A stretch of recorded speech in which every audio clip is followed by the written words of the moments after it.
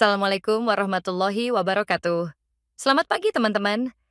Kami dari kelompok satu akan menjelaskan beberapa topik mengenai sejarah dan perkembangan ekonomi dunia, faktor yang mempengaruhi ekonomi global, dan indikator daya saing global serta strategi peningkatannya. Sebelum kita memulai, perkenalkan, nama saya Naning Okta Pujoningrum, NIM 2361080. Dan rekan-rekan Saya Laura Anatasha Herawati, NIM 236110006. Saya Nurul Wahidah, NIM 2361150. Saya Erlivia Rinata, NIM 2361105. langsung saja kita bahas topik yang pertama, yaitu sejarah dan tren perkembangan ekonomi dunia. Perkembangan pesat dalam ilmu dan teknologi mengubah kehidupan manusia, termasuk di bidang ekonomi. Globalisasi berperan penting dalam mendorong perubahan ekonomi di seluruh dunia, termasuk negara seperti Amerika Serikat. Mari kita diskusi tentang faktor-faktor yang mempengaruhi perekonomian dunia saat ini. Yang pertama, era perdagangan awal. Sebelum revolusi industri, ekonomi dunia didominasi oleh perdagangan antar kerajaan dan jalur perdagangan seperti jalur sutra. Di era ini, ekonomi berbasis agraris produksinya sangat terbatas. Lalu yang kedua, revolusi industri, abad ke-18 sampai 19. Di era ini munculnya mesin dan pabrik meningkatkan produksi massal. Dengan itu, negara-negara Eropa dan Amerika menjadi pusat industri dan perdagangan global. Ketiga, era perdagangan bebas dan kapitalisme, abad ke-19, awal abad ke-20. Sistem kapitalisme berkembang pesat dengan perdagangan bebas dan ekspansi kolonial. Di era ini sudah mulai munculnya perusahaan multinasional, MNC pertama. Keempat, depresi besar pada tahun 1929. Pada saat ini, krisis ekonomi global menyebabkan penurunan perdagangan dan pengangguran tinggi.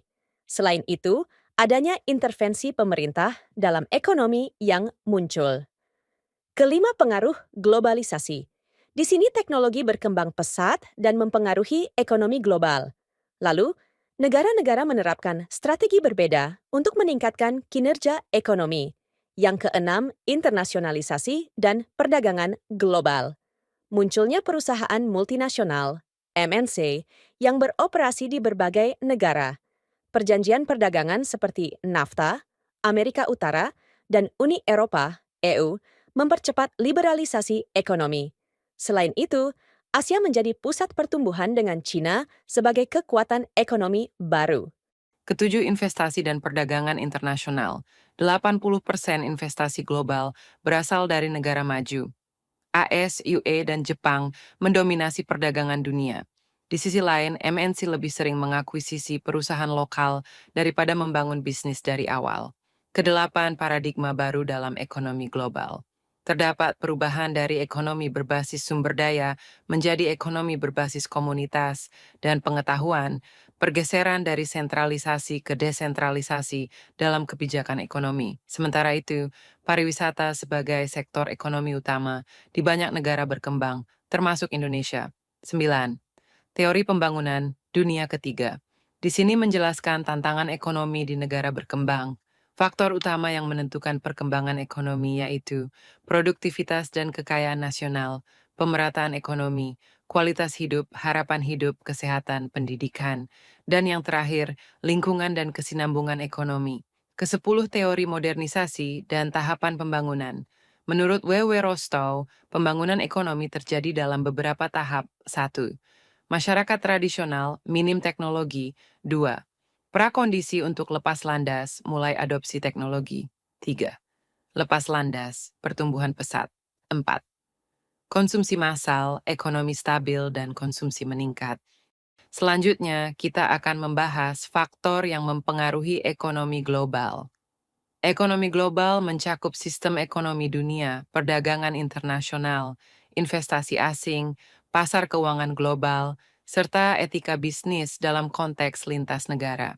Secara keseluruhan, ekonomi global dalam konteks bisnis internasional berfungsi sebagai kerangka kerja untuk memahami bagaimana negara-negara dan perusahaan saling berinteraksi dalam lingkungan yang saling terhubung. Berikut faktor yang mempengaruhi ekonomi global. Yang pertama ada faktor ekonomi. Fluktuasi nilai mata uang ini dapat merubah nilai tukar mata uang yang berdampak signifikan pada daya saing ekspor dan impor suatu negara. Ketidakstabilan nilai mata uang seringkali mempengaruhi keputusan investasi dan perdagangan internasional. Harga komoditas global juga mengalami perubahan, seperti minyak dan bahan pangan, memiliki dampak besar pada ekonomi negara-negara yang bergantung pada ekspor komoditas tertentu. Lonjakan harga komoditas dapat memperburuk kerawanan pangan dan mempengaruhi inflasi global. Tingkat inflasi yang tinggi dan suku bunga yang meningkat dapat memperlambat pertumbuhan ekonomi.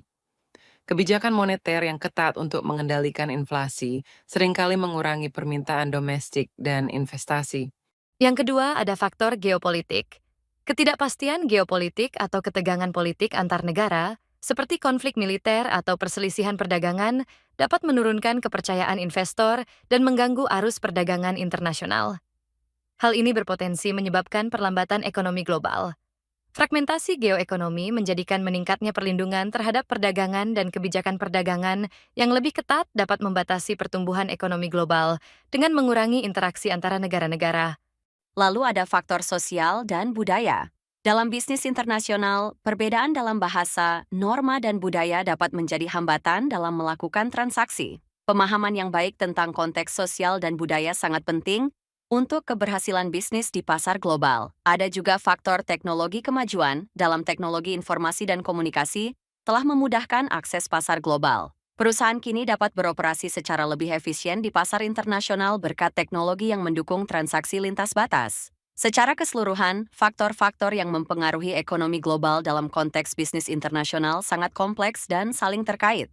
Memahami interaksi antara faktor-faktor ini adalah kunci untuk menganalisis dinamika ekonomi global, serta merumuskan strategi bisnis yang efektif di pasar internasional.